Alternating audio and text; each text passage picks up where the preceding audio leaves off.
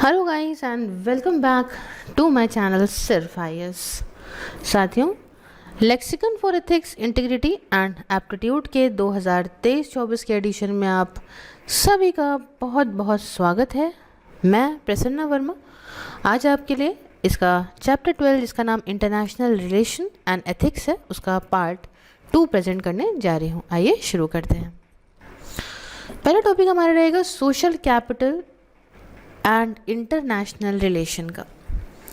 देखिए दोस्तों, social capital आप ऐसे समझिए कि गुडविल जो होती है, जो इंजीनियर्ड है, कैसे सारे सोशल रिलेशंस जो हैं उनसे, एंड वो जो मोबिलाइज हो सके to facilitate action.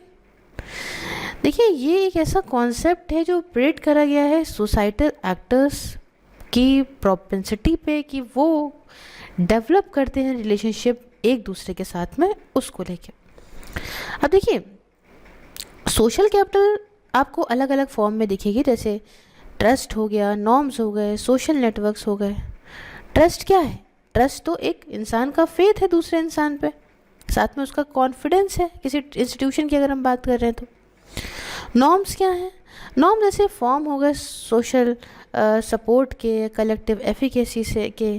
And network का मतलब क्या है? नेटवर्क का मतलब है सोशल टाइज, कैसे थ्रू ग्रुप मेंबरशिप या सोशल पार्टिसिपेशन जो जनरेट कर सकता है कुछ बेनिफिट्स को या प्रॉफिट्स को इंडिविजुअल या सोशल ग्रुप्स के लिए। तो इस कॉन्सेप्ट की काफ़ी स्ट्रॉन्ग लिंक है फेमिलियर बिजनेस एथिक्स टेरिटरी के साथ, जैसे कि reciprocity, stakeholder relationship, community engagements, trust, development and social cohesion. And ये आर्ग्यूबली काफ़ी ज़्यादा वैल्यू रखते हैं अगर इन्हें अच्छे से हैंडल किया जाए तो सोशल कैपिटल इसलिए एक रैशनल थ्योरी है सोशल इंटरेक्शन की, जो समझती है एक्टर्स को और उनके पर्पसफुल एक्शंस को एज इंटरडिपेंडेंट। तो अब बात आती है social capital as multi dimensional phenomena. ये क्या है भाई? देखिए, सोशल कैपिटल एक मल्टी डायमेंशनल कॉन्सेप्ट है। सोशल कैपिटल को आप डिवाइड करिए दो सब टाइप में। एक हो गया बॉन्डिंग कैपिटल, एक हो गया ब्रिजिंग कैपिटल। तो बॉन्डिंग के अंदर और ब्रिजिंग कैपिटल के अंदर भी यहाँ पे वर्टिकल कनेक्शंस हैं अक्रॉस द पावर ग्रेडियंट्स, जो कि इंडिविजुअल्स में, ग्रुप में, ऑर्गेनाइजेशंस में है। और ये सारे कनेक्शंस को हम ऑफर रिफ़र करते हैं to as linking social capital. अब इसमें बॉन्डिंग समझिए, एक्सक्लूसिव है। तो बॉन्डिंग सोशल कैपिटल दिखाती है टाइज को लोगों और कंट्रीज़ के बीच में सिमिलर सिचुएशन में, जैसे immediate family, close friends and neighbours में। काफ़ी इनवर्ड लुकिंग कैपिटल है ये। For example, south east Asian countries जो है वो सेम कल्चर वैल्यूज शेयर करती हैं, कॉमन एंसेस्ट्रल हिस्ट्री होती है और सोशल कॉन्सेप्ट होता है। इसलिए बॉन्डिंग यहाँ मदद करती है कि इसमें स्ट्रॉन्ग सोशल कैपिटल जो है हो। ये फॉर्मेशन करता है स्ट्रॉन्ग रीजनल कोऑपरेशन की in form of association of south east Asian nation, जैसे हमारा एशियान ग्रुप है। अब दूसरा, बॉन्डिंग एक्सक्लूसिव बताया, लेकिन ब्रिजिंग जो होती है वो इंक्लूसिव सोशल कैपिटल है। ये इनकम्पास करती है ज़्यादा डिस्टेंस जो टाइज हैं एक जैसे लोगों के, जैसे कि लूज रिलेशनशिप या वर्कमेट्स के। ये आउटवर्ड लुकिंग कैपिटल है। फॉर एग्जांपल, इंडिया शेयर करता है स्ट्रॉन्ग कनेक्शन अफ्रीकन और ईस्ट एशियन कंट्रीज़ के साथ एशियन टाइम से। तो जब हम सोशल कैपिटल को जब लिंक करते हैं, जो लिंक है सोशल कैपिटल रीच आउट करता है to unlike people in dissimilar situation, जैसे कि वो सब जो इंटायरली पूरी तरह से कम्युनिटी के बाहर हैं। जैसे दस, इससे क्या होता है, इनेबल करता है मेंबर्स को कि वो लेवरेज करे अ फार वाइडर रेंज रिसोर्सेज की जो कि उनकी कम्युनिटी से दूर अवेलेबल हैं। फॉर एग्जांपल, रीसेंट राइज जो डायस्पोरा का है और उनके इम्पोर्टेंट रोल इंटरनेशनल रिलेशन को हमारे निभाने में। तो अब नेक्स्ट आता है ह्यूमन कैपिटल और इंटरनेशनल रिलेशन। साथियों, एथिक्स जो है ना, एथिक्स तो सब कुछ चॉइसेस पे है जो इंडिविजुअल लेता है, और लोग हमेशा अलग अलग गफलत को, डिलेमा को फेस करते हैं, चॉइसेस को फेस करते हैं जिसके माध्यम से उनकी क्वालिटी ऑफ लाइफ अफेक्ट करती है। एथिक्स और वैल्यूज़ एक इंडिविजुअल को अवगत कराते हैं या अवेयर कराते हैं कि उनकी चॉइसेस के क्या कॉन्सिक्वेंसेस होंगे, खुद के लिए भी और दूसरों के लिए भी। ह्यूमन रिसोर्सेज मैनेजमेंट डील करता है मैन पावर प्लानिंग से, डेवलपमेंट से और रिलेटेड एक्टिविटीज़ से ऑर्गेनाइजेशन के अंदर। आर्ग्यूबली ये वो ब्रांच ऑफ मैनेजमेंट है जहाँ पे एथिक्स रियली मैटर करता है, सिंस ये कंसर्न करता है ह्यूमन इश्यूज़ को, खासकर those of compensation, development, industrial relationship, health और सेफ्टी इश्यूज़ को। तो इसलिए यहाँ पे सफिशिएंट डिसएग्रीमेंट है अलग अलग क्वार्टर्स से। तो अलग अलग स्कूल ऑफ थॉट हैं रोल ऑफ एथिक्स को लेके ह्यूमन रिसोर्स में।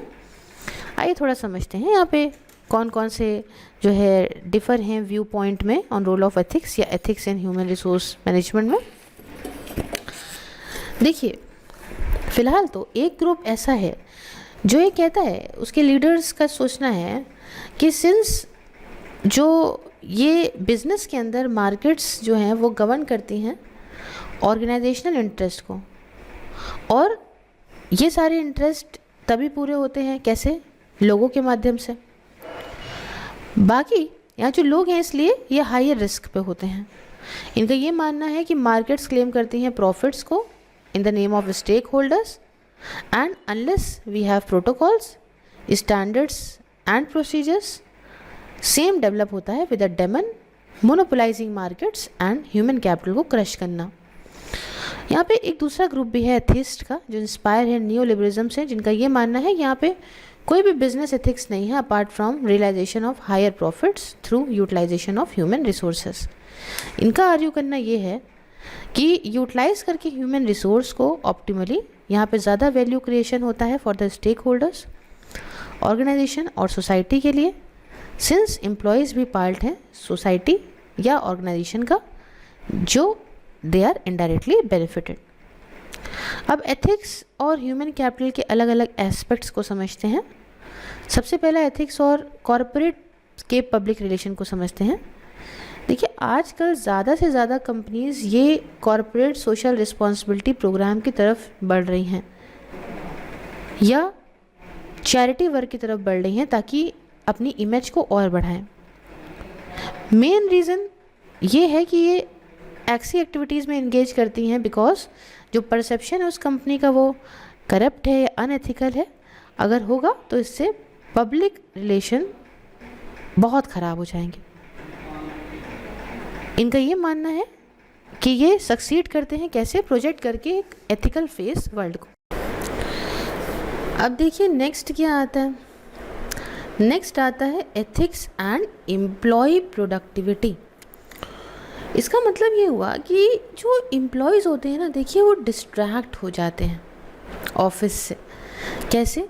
अगर मान लीजिए वहाँ पे ऐसे बेकार इंसिडेंट्स हुआ करते हैं एथिक्स के जहाँ वो काम करते हैं वर्क प्लेस पे, तो ना सिर्फ अनएथिकल प्रैक्टिसेस गलत हैं in the objective sense, but ये कंपनी के जो विजन है उस पर भी इम्पैक्ट डालती हैं, विजन और मिशन पे भी इम्पैक्ट डालती हैं जब एम्प्लॉयज़ फोकस नहीं कर पाते अपने काम पे। क्यों? बिकॉज ऑफ अनएथिकल बिहेवियर या प्रैक्टिसेस की वजह से। तो बेटर अगर एथिक्स है तो बेटर एथिक्स रिज़ल्ट करता है एम्प्लॉयज़ को अच्छा फोकस करने में, इसलिए कंपनी की प्रोडक्टिविटी बढ़िया हो जाती है। नेक्स्ट आता है एथिक्स एंड इन्वेस्टमेंट। तो देखिए, एथिकल बिहेवियर कोई लॉन्ग टर्म स्ट्रैटेजी नहीं है, लेकिन अनएथिकल डीलिंग्स ये कवर हो सकती हैं शॉर्ट टर्म में, जब ये डिस्कवर हो जाए, पता लग जाए। ठीक है, तो अगर आप प्रमोट करोगे एथिक्स को कंपनी के ऑपरेशन में, तो मैनेजर्स, एम्प्लॉयज़, इसका मतलब कि एक ऐसा इन्वायरमेंट क्रिएट कर रहे हैं जो फ्रेंडली है लंबे वक्त तक के करने लायक इन्वेस्टमेंट के लिए, और इससे कॉरपोरेट की सक्सेस भी होगी। तो एथिक्स और एम्प्लॉय रिटेंशन अगर बताऊं तो एम्प्लॉयज़ लंबे वक्त तक काम करते हैं, बढ़िया रिजल्ट देते हैं, है ना, कंपैरेटिवली टू अगर ऐसी जगह वो काम कर रहे हैं जो एम्प्लॉयर का ख़राब बिहेवियर है। तो अनएथिकल कंपनीज़ ये इनके पास ये कह लीजिए कि डिफ़िकल्ट टाइम हो सकता है रिटेन करने का किसी वर्कर को। तो ये एथिक्स और इन्वेस्टमेंट की भी बात हो गई। नेक्स्ट हम इंटरनेशनल एथिक्स के बारे में आपको बताते हैं। हाँ, तो एथिक्स जो डेवलपमेंट असिस्टेंस और कंडीशनैलिटीज़ का है वो आप समझिए थोड़ा सा।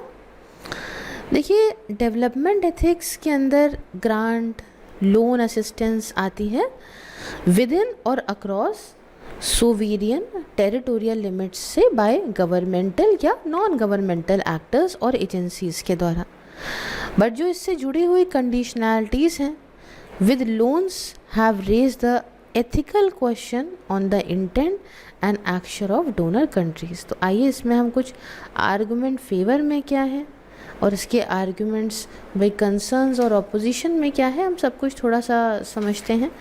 फेवर्स में जो आर्गुमेंट्स हैं उनके बारे में बताएं। अभी इंटरनेशनल रिलेशन की मैं फेवर में बात कर रही हूँ, है ना, ये WTO की बात है, ये फेवर वाले अलग हैं। अभी आप जो इंटरनेशनल एथिक्स की जो फेवर में आर्गुमेंट है उसको समझिएगा। सबसे पहला तो आता है इसके अंदर एल्ट्रुइज्म और ह्यूमैनिटेरियन सपोर्ट। अब देखिए थोड़ा सा यहाँ लिखा नहीं है, मैं ऐसे आपको बताऊंगी। तो अकॉर्डिंग टू इस आर्ग्यूमेंट के हिसाब से डोनर असिस्टेंट की मोटिवेटेड होती है एल्ट्रिस्टिक और ह्यूमैनिटेरियन कंसिडरेशन से। दूसरा जो इसका फेवर में आर्ग्यूमेंट है वो ये कहता है कि भैया रिस्क मिनिमाइजेशन है ना, इसका यूज़ होता है कम से कम एडवांस करने में वाइड रेंजिंग ऑब्जेक्टिव्स जैसे efficiency, equity of public sector, overcoming infrastructure deficiencies, promote करना ग्रोथ को, फैसिलिटेट करना पॉवर्टी एलिवेशन, गुड गवर्नेंस जिसकी वजह से कम रिस्क हो लोन रिपेमेंट का। तीसरा फेवर जो आर्ग्यूमेंट में है वो है कॉन्ट्रैक्चुअलिज्म, मतलब कंडीशंस ऐसी लगाई जाती हैं जो as a part of lending या ग्रांट असिस्टेंस की हैं पूरी तरह से बाय म्यूचुअल अग्रीमेंट जो डोनर और रेसिपेंट के बीच में होता है। ये एक ट्रांसपेरेंट और इन्फॉर्म्ड चीज़ है। तीसरा और मतलब चौथा और लास्ट होता है रियलिज्म।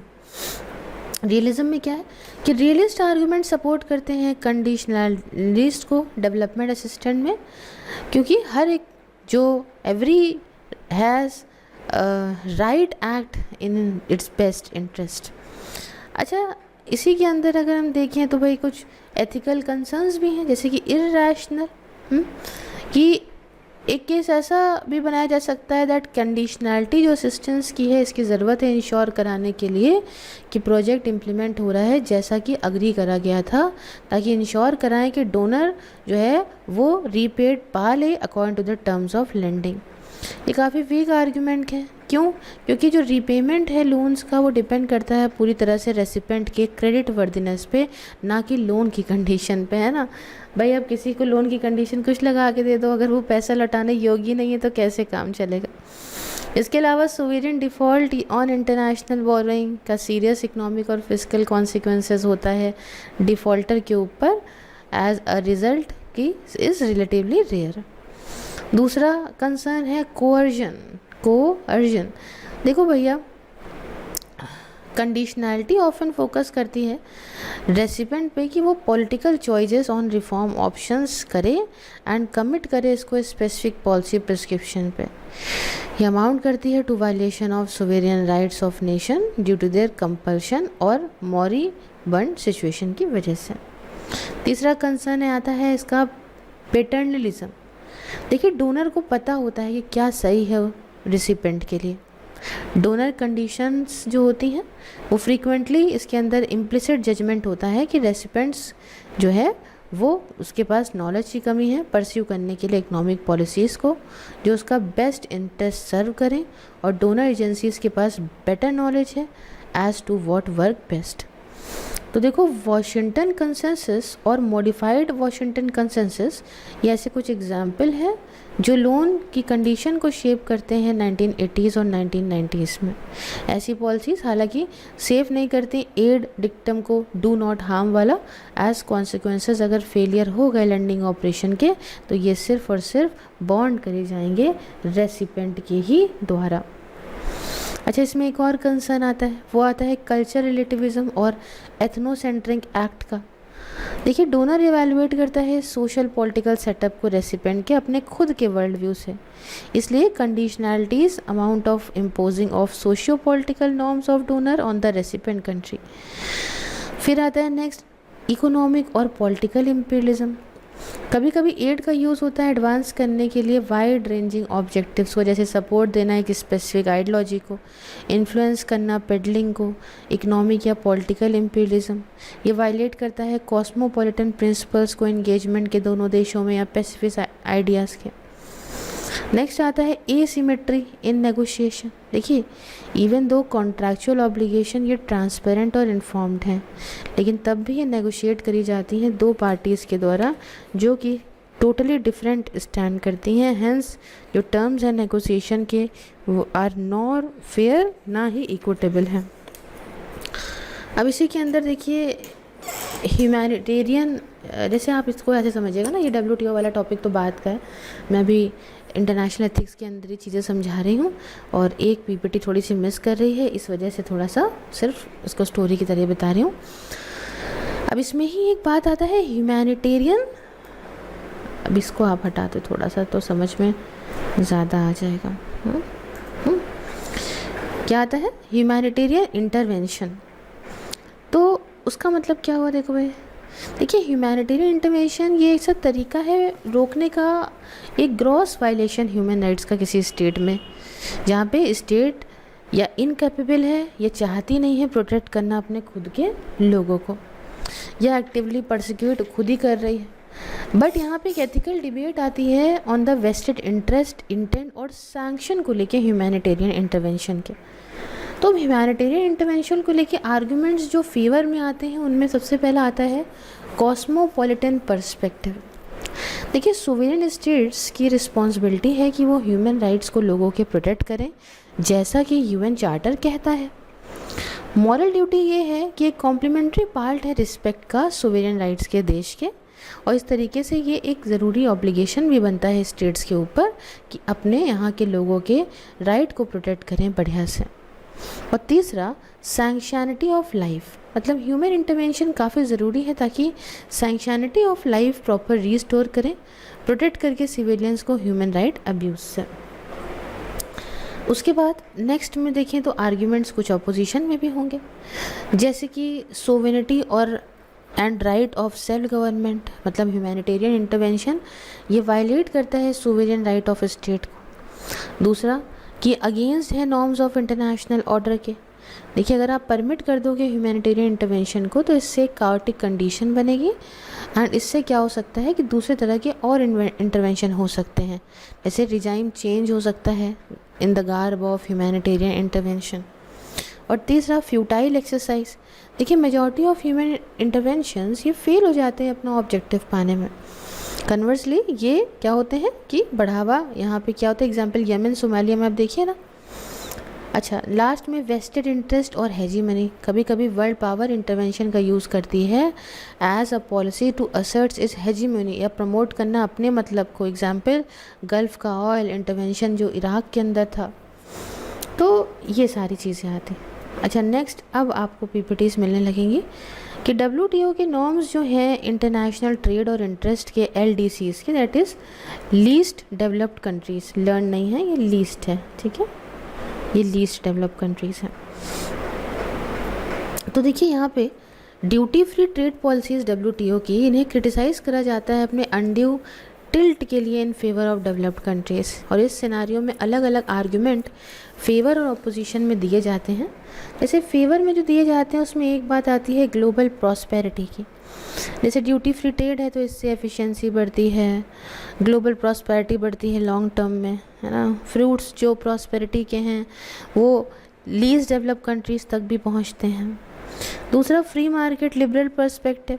देखिए सरकार इंटरफेयर ना करें फ्री मार्केट और ट्रेड में एंड फोर्सेस ग्लोबलाइजेशन की वो एडजस्ट करेंगी उस हिसाब से।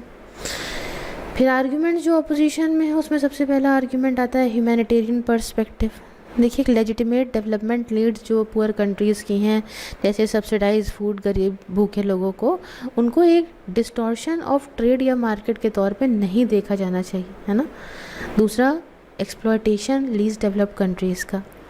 अगर एसिमेट्रिक ट्रेड है, इतना पोटेंशियल है, वीक इकोनॉमिक डेवलपमेंट है एलडीसीज़ का, तो इससे इनका नेगोशिएशन कैपेसिटी कम हो जाएगी और इससे इकोनॉमिक एक्सप्लॉयटेशन होगा इन कंट्रीज़ का। तीसरा आता है इनइक्वालिटी। देखिए, अगर प्रॉस्पेरिटी है लेकिन सही से डिस्ट्रीब्यूशन नहीं हो रहा है लोगों के बीच में, तो इससे इनइक्वालिटी तो हो ही जाएगी ना देश के अंदर। फिर है absence of fair and equitable system.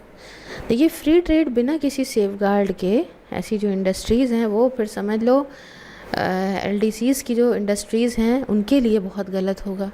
Long term इनसे जो लीस्ट डेवलप कंट्रीज़ हैं वो हर्ट करेंगी। और लास्ट में प्रोटेक्शनिज्म, मतलब राइजिंग प्रोटेक्शनिज्म डेवलप्ड कंट्रीज़ में in the garb of various non tariff barriers, जैसे कि फाइटोसैनिटरी स्टैंडर्ड, इसने कम कर दिया है export potential in least developed countries का।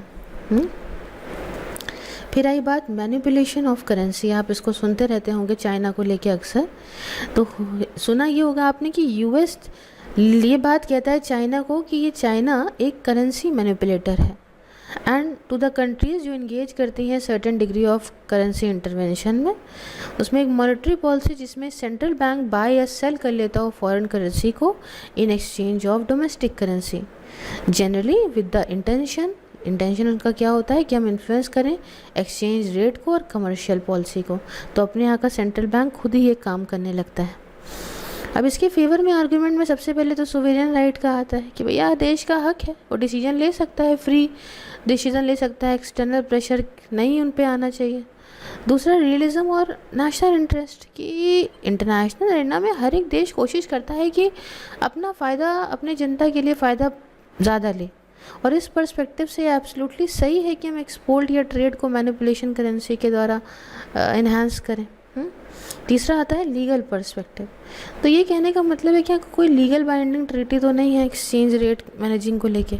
फर्दर यहाँ पे कोई ऐसा मैकेनिज्म भी नहीं है जो पता लगाए कि कब और कितना एक्सचेंज यहाँ पे चेंज होगा, इसलिए मैनिपुलेशन करेंसी का कोई रिप्रेहेंसिबल नहीं है। और लास्ट आर्गुमेंट जो फेवर में है वो कहता है इनविजिबल हैंड ऑफ मार्केट।